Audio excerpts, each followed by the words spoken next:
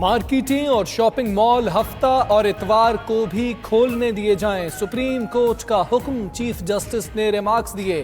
क्या हफ्ते और इतवार को सूरज मगरिब से निकलता है? बहुत से लोग सिर्फ ईद पर नए कपड़े पहनते हैं।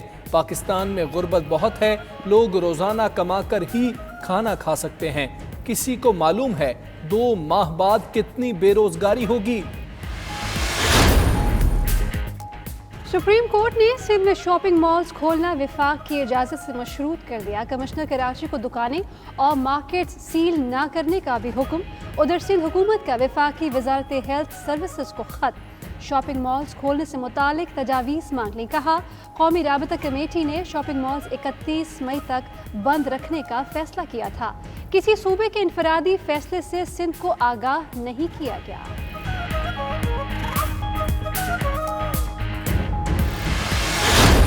घर जाने वालों की मुश्किल आसान, हुकूमत का बुध से ट्रेनें चलाने का ऐलान। शेख रशीद का कहना है 20 से 30 मई तक ट्रेनें चलाई जाएंगी। खैबर मील, अवाम, जाफर एक्सप्रेस, ग्रीन लाइन समेत 15 अप और 15 डाउन ट्रेनें चलेंगी। मुसाफिर टिकट लेकर और मास्क लगाकर आएं। छोड़ने या लेने के लिए कोई शख्स स्टेशन पर ना आए। हालात बेहतर हुए तो 1 जून से तमाम ट्रेनें चला देंगे।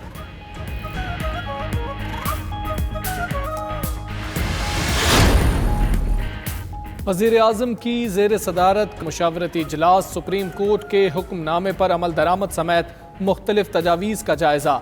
हफ्ता और इतवार को भी कारोबार खोलने की इजाज़त। इमरान खान ने एहसास एमरजेंसी कैश प्रोग्राम का इजरा भी कर दिया।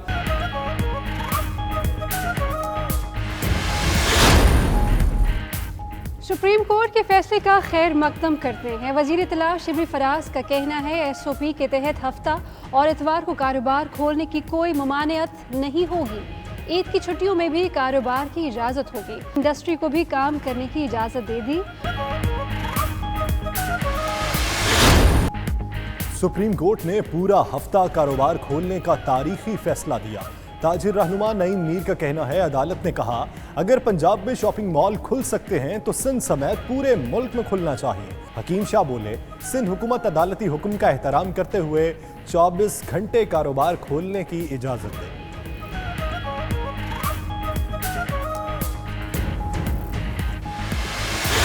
पंजाब हुकूमत और ट्रांसपोर्टर्स के दरमियान मुसाफिरों की तादाद पर डेडलॉक बरकरार। ट्रांसपोर्टर्स का हुकूमती SOPs के तहत गाड़ियां चलाने से इनकार। कहा, 50% मुसाफिरों वाली शर्त मंजूर नहीं। वज़ीर इत्तलात पंजाब फयाजुल हसन चौहान कहते हैं ट्रांसपोर्टर्स के तहफ़्फ़ुज़ात का जायज़ा लिया जाएगा।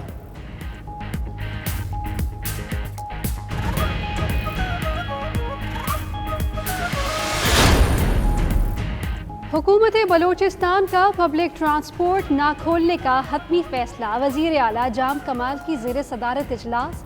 बैनुसूबाई ट्रांसपोर्ट पर पाबंदी बरकरार रहेगी। ईद के मौके पर कोयटा शहर के लोगों को बाहर ना जाने और बाहर से किसी को ना आने की हिदायत। उधर वज़ीर ट्रांसपोर्ट सिंध अवैस कादिर की वज़ीर आला मुराद अली शाह से मुलाकात। पब्लिक ट्रांसपोर्ट के मुतालिक तजावीज़ पर तबादला ख्याल।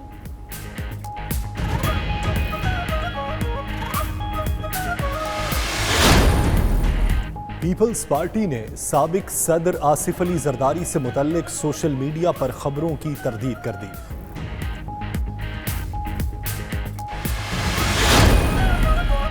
सिंध में जाने के लिए पीपल्स पार्टी से NOC लेने की जरूरत नहीं। शाह महमूद कुरैशी कहते हैं बिलावल बच्चा है, इसे तब से जानते हैं जब छोटा सा था। सूबों की जंजीर बेनजीर और वफाक की मजबूती का नारा लगाता था। बिलावल को समझाना चाहते हैं सिंध कार्ड नहीं पाकिस्तान की बात करें। मजीद बोले, भारत ने कोई हमाकत की तो जवाब का मुंतजर रहे। कुछ ताकतें अफगान अमन अमल में रुकावट डाल रही हैं।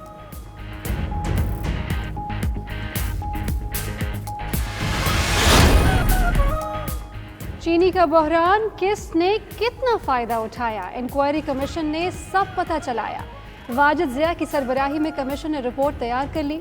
रिपोर्ट वज़ीर आज़म को दी जाएगी जो मज़ीद कार्रवाई का फैसला करेंगे। असद उमर, रज़ाक दाऊद, उस्मान बुज़दार कमीशन के सामने पेश हुए। मुराद अली शाह ने इनकार किया। शाहिद खाकान और खुर्रम दस्तगीर भी अपनी ख्वाहिश पर पेश हुए।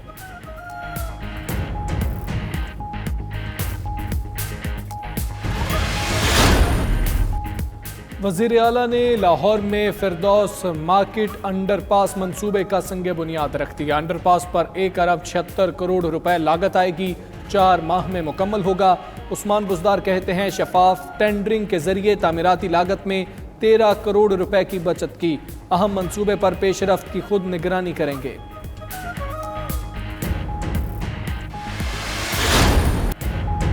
और नामवर गुलकार और अदाकार अली ज़फ़र 40 बरस के हो गए। अली ज़फ़र ने फ़नून लतीफ़ा के मुख्तलिफ शोबों में खूब नाम कमाया। अपनी 40वीं सालगिरह पर उन्होंने मद्दाहों के लिए हमदो सना रिलीज़ की।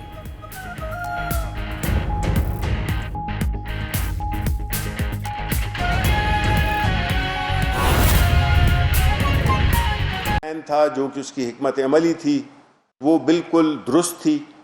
उसकी बुनियादी वजह अगेन मैं ये कहूँगा कि जो प्राइम मिनिस्टर इमरान खान की जो नेकनीयती है, जो सोच है गरीब लोगों के लिए, उनकी उसी से ही वो परेशान रहते हैं। और जो भी उन्होंने फैसले लिए हैं उसमें उसका जो महवर था वो यही था कि किस तरह से जो गरीब तबका है उसकी जो मुआशी सरगर्मियाँ हैं वो इंटरप्ट ना हो और उनकी ये ना हो कि कोरोना से ज़्यादा लोग भूख की वजह से मर जाएं।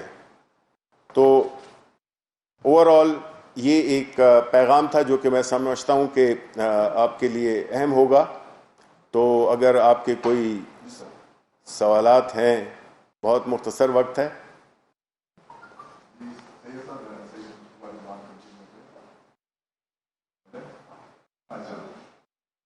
ये अभी आपने जिस तरह फरमाया कि लॉकडाउन के हवाले से आपने मतलब शॉप्स वगैरह का और इनके ट्रेनिंग वगैरह दी है, आप ये समझते हैं कि क्योंकि अभी जो सूरत चल रही है तो आप ये इस पब्लिक को किस तरह कंट्रोल करेंगे?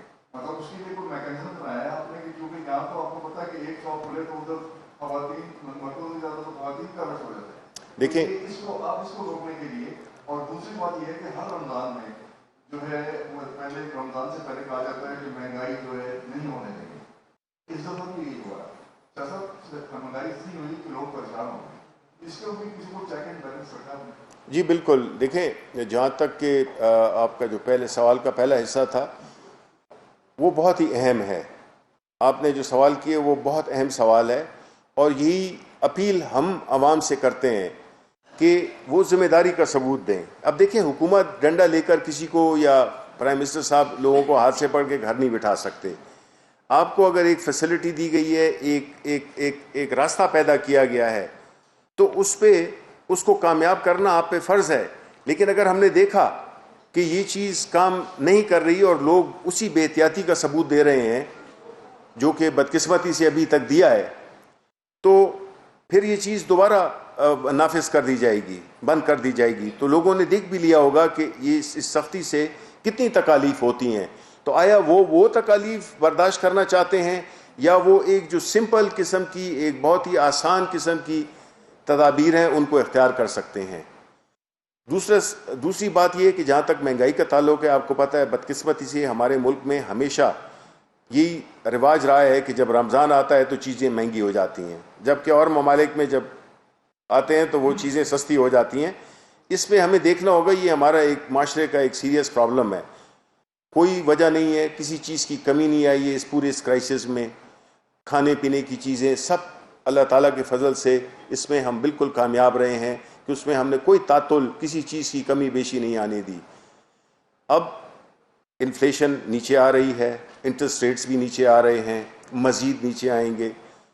तो हमें चाहिए कि हम इस सिचुएशन से हम फ़ायदा उठाएं और ताउन करें। जी ये जो एहसास प्रोग्राम के तहत कोविड-19 से निपटने के लिए 3 मराहल गुजरे, 3 मरहलों में लोगों में पैसे तकसीम किए। पहले 2 मरहले जो गुर्बत की लकीर से नीचे थे और फिर गुर्बत की लकीर से ऊपर आसपास के लोगों को भी कवर किया गया, जो बहुत अच्छी बात है। अब चौथा मरहला है सर, वो लोग जो रोजगार को बैठे हैं उनको कवर कर रहे हैं। सर इसमें मेरी गुजारिश ये है कि वो ऑनलाइन फॉर्म है उसमें ऐसे बहुत सारे लोग भी हैं, छोटे इदारों के मुलाजिमीन, जिन्हें 3-3 माह से सैलरीज नहीं मिली उन इदारों ने उन्हें ले ऑफ भी नहीं किया और जॉब से भी नहीं निकाला, लेकिन वो भी उसी कर्व से गुजर रहे हैं जिससे जॉबलेस होने वाले लोग हैं। तो सब उनके लिए भी कोई इस तरह की कोशिश की जा सकती है कि वो भी इसमें कवर हो जाए। सेकेंड सर, आपने ट्रेन की जो रवानी है उसकी बात की। सिंध गवर्नमेंट से फेडरल गवर्नमेंट की कुछ मामला इतने अच्छे नहीं चल रहे, तो ये ट्रेन जब चलेगी सिंध के रूप में जाएगी तो इससे तरक्कियाँ मजीद बढ़ेंगी या मामला ठीक रहेंगे? Thank you. देखें, अगर मैं इस आपकी आखिरी बात का तो मैं फ़ौरन जवाब दे देता हूँ कि सिंध हुकूमत ने इस इशू पे बहुत सियासत की है। NCOC एक ऐसा इदारा है जिसमें उनकी मुकम्मल प्रेजेंटेशन होती है, वो चीफ मिनिस्टर ख़ुद भी होते हैं, तो जो भी फैसले अब तक हुए हैं वो कोई एकतरफा फैसले नहीं थे, उसमें वो बिल्कुल शामिल थे। वो अलग बात है कि वो वापस जाकर वहाँ पे सियासत शुरू कर देते हैं।